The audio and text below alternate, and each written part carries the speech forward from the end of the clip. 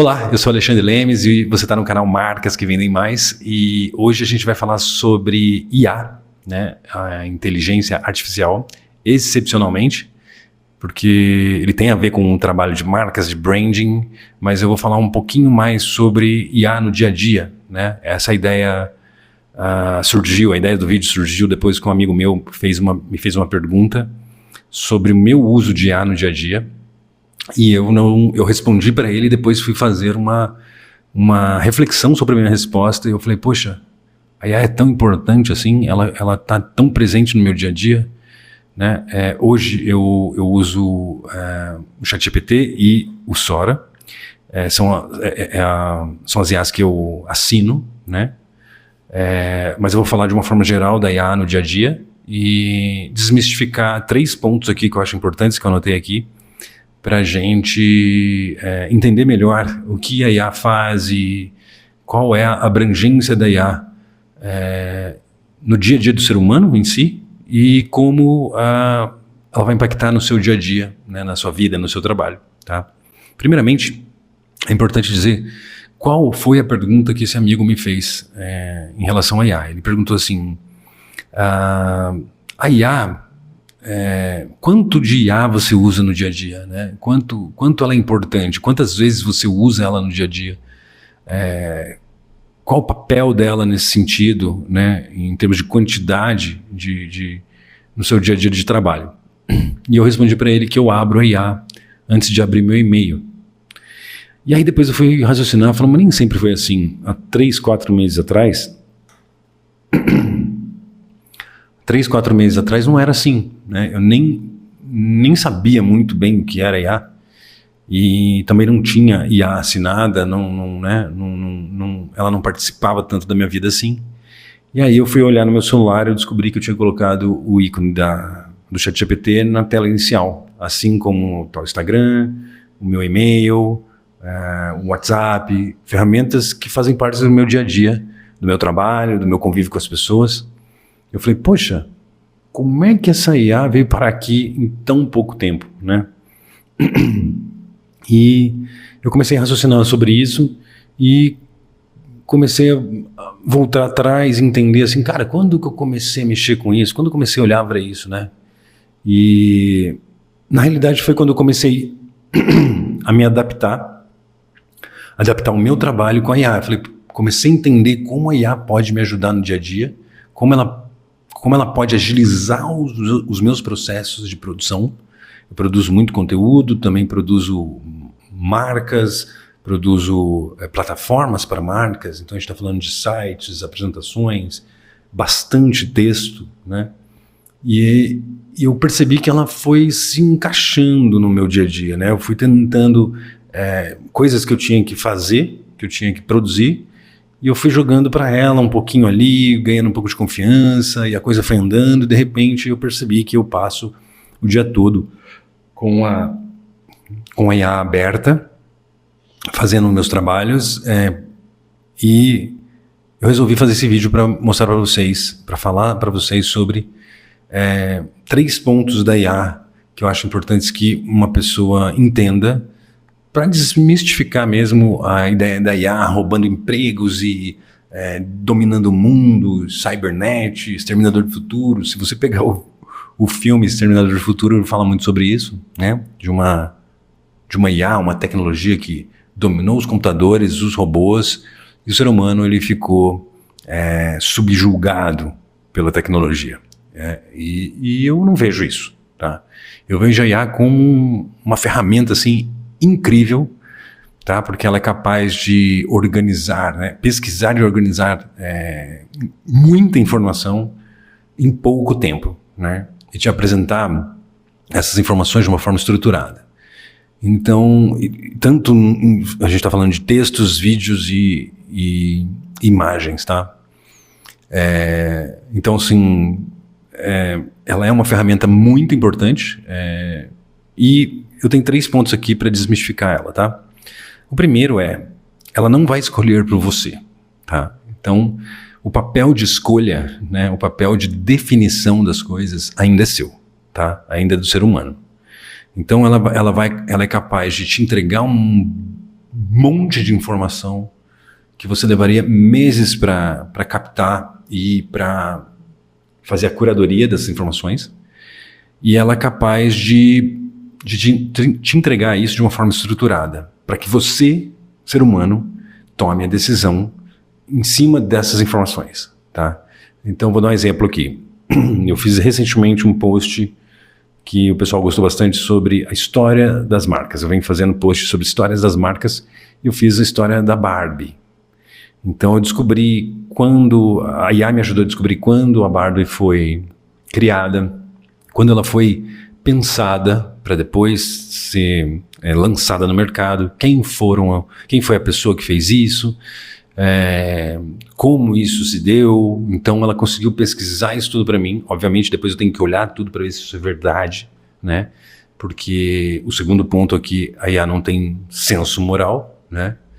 Mas em termos de escolha eu tive que olhar tudo aquilo, né? E escolher, decidir sobre o que iria virar conteúdo mesmo e o que deveria ser retirado e não faz sentido e não é engraçado para as pessoas, não vai chamar atenção ou não faz parte da história que eu quero contar. Então esse ponto de decisão, tá? Ele é muito importante ainda para o ser humano, tá? Eu não sei aonde a IA vai chegar. Ela já saiu de um quase nada e hoje ela faz parte das nossas vidas, praticamente em tudo. Tive conversando com um amigo meu que é especialista em IA, né? Não é especialista em ChatGPT, ele é especialista em IA. A gente fez algumas automações para as mídias sociais e eu olhei para ele e falei, cara, eu nem sabia que isso era possível. Ele falou assim, isso aí é só o 0,001 de possibilidades.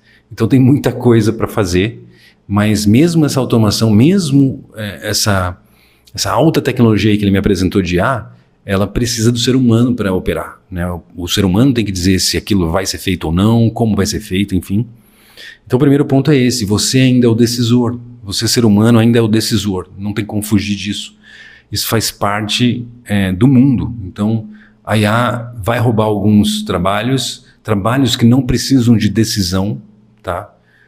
Eu vi agora, hoje mesmo, numa matéria no jornal, de um CEO falando que os analistas júniores da empresa dele agora são IAs.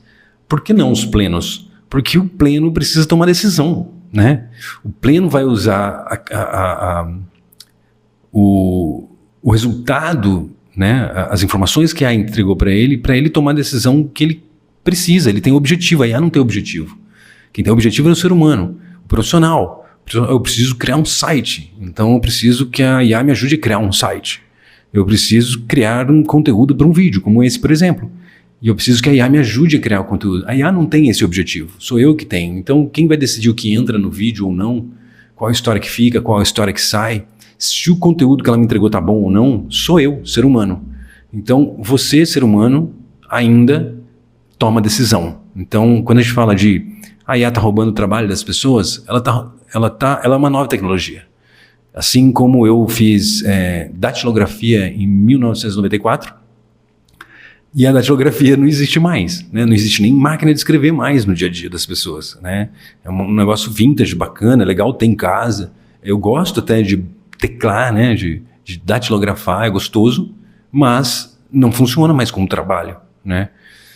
E depois de algum tempo, isso foi em 94, em 99 eu estava me formando em processamento de dados, ou seja, já tinha esquecido toda aquela história, né? Eu me formei como datilógrafo e alguns anos depois já estava me formando em processamento de dados, né? Em digitação, em hardware, uma série de coisas que estavam aparecendo na época ainda. Então, sim, a IA vai roubar o trabalho de quem não toma decisão, né? De quem só faz análise, quem só organiza informação, porque isso ela faz muito bem.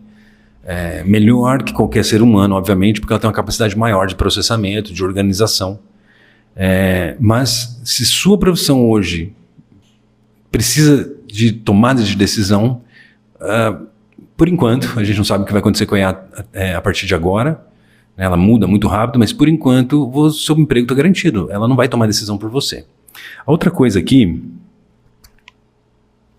é que a IA ela não tem senso moral, né?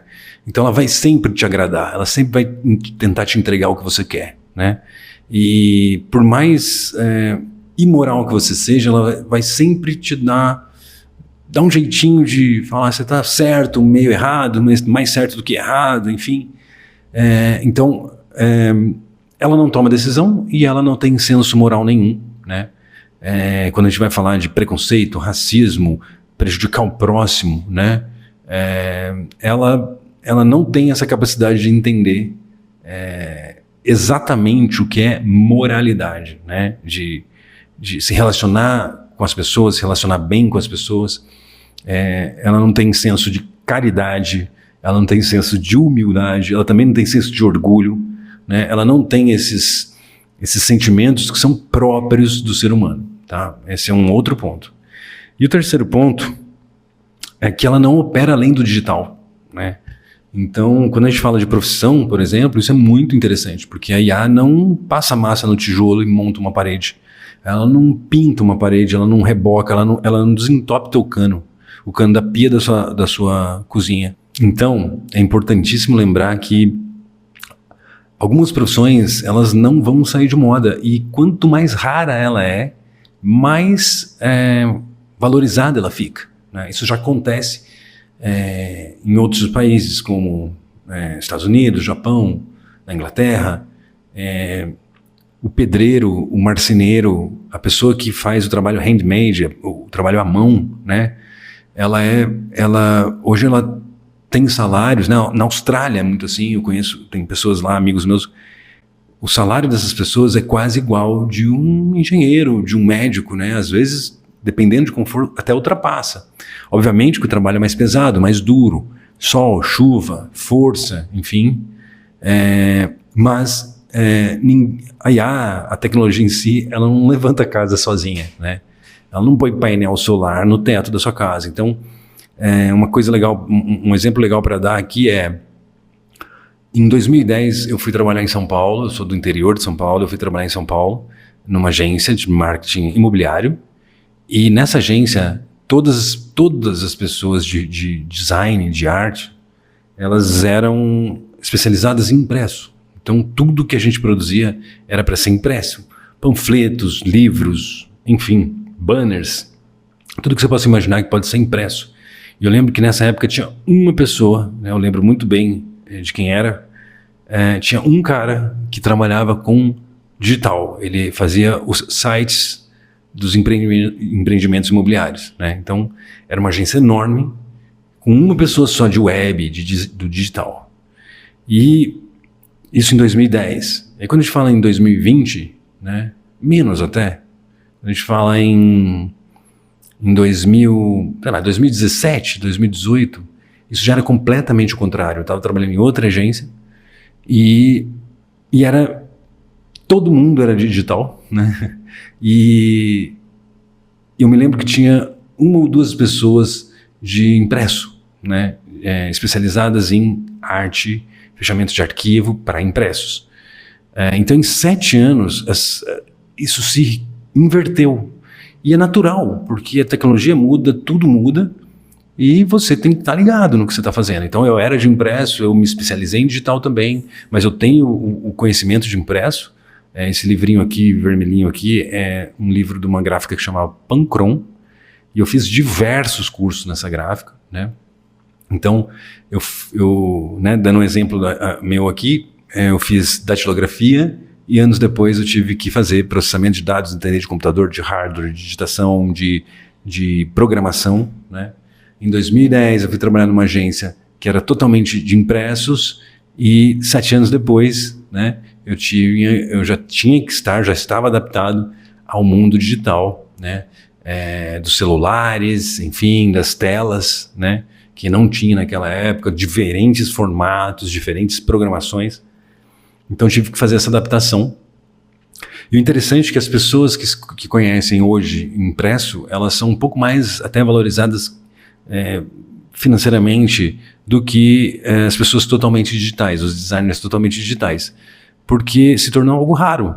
Então, a sua profissão, né, o quanto você vai ganhar nela, depende muito da raridade dela, né? Se tem muita gente fazendo o que você faz, os salários tendem a ficar menor. E se tem você tem pouca gente fazendo o que você faz, a sua capacidade de produzir, o seu salário tende a ficar maior, né? Isso, como eu disse, isso já acontece em países onde a tecnologia é muito forte, né? Ela é muito mais presente do que aqui no Brasil. E os pedreiros, os encanadores, as pessoas que trabalham com coisas feitas à mão, né? Trabalhos manuais, trabalhos presenciais, elas estão tendo uma tendência de ter uma relevância maior, e com relevância maior, os salários também tendem a ser um pouco melhores, né, do que do restante, tá? Eu acho que é isso. A ideia desse vídeo era desmistificar uma série de coisas. Então a IA não vai não vai roubar seu trabalho, desde que você seja um decisor, você aprenda a tomar decisões, porque a IA não vai tomar decisão por você. Então você vai ter que aprender a usar a IA como ferramenta para ajudar você a tomar as decisões. O relacionamento com as pessoas também, a IA não faz isso. Então quanto mais você colocar, quanto mais habilidades de relacionamento, de liderança, de contato humano você tiver, mais resguardado em relação à IA você está também. E o terceiro, ela não opera no digital. Então tudo que for manual, presencial, físico, vai ter uma tendência, já está acontecendo, vai ter uma tendência de ser mais valorizado do que coisas mais simples de fazer, mais digitais, né? Pesquisas, organizações de informação, enfim, tudo que a IA pode fazer. Não tenha medo da IA, use ela como uma ferramenta para se desenvolver, para desenvolver seu trabalho, para produzir o seu trabalho, né? Fique sempre ligado em como você pode se adaptar ao mercado, porque muda muito rápido, tudo muda muito rápido, a gente não sabe o que vai mudar. Então, sentar na cadeira e falar assim, daqui eu não saio mais, até o resto da minha vida, isso não existe mais, né? Meu pai trabalhou 30 anos na mesma empresa, isso seria impossível hoje em dia, né? Nem a empresa quer, nem a pessoa quer trabalhar tanto tempo assim, mas na época dele isso era possível e hoje não, hoje é um pouco diferente. Então, a dica que eu dou é use a IA ao seu favor, né? Entendendo que ela não escolhe por você, tá? Isso é uma habilidade humana e vai ser cada vez mais valorizada. Ela não tem senso moral e senso de relacionamento. Então, quanto mais você tiver habilidade de relacionamento, melhor. E ela não opera fora do digital. Então, se o seu trabalho ele tem um viés físico de pôr a mão na massa, pode ser uma coisa muito interessante aí para o futuro. Para você ter um trabalho mais valorizado, enfim, como já acontece em países onde a tecnologia já está muito mais presente na vida das pessoas, como na nossa, tá?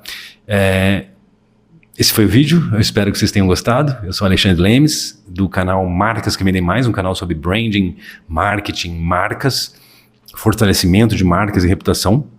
Peço para que vocês entrem lá, me sigam, tem bastante conteúdo legal.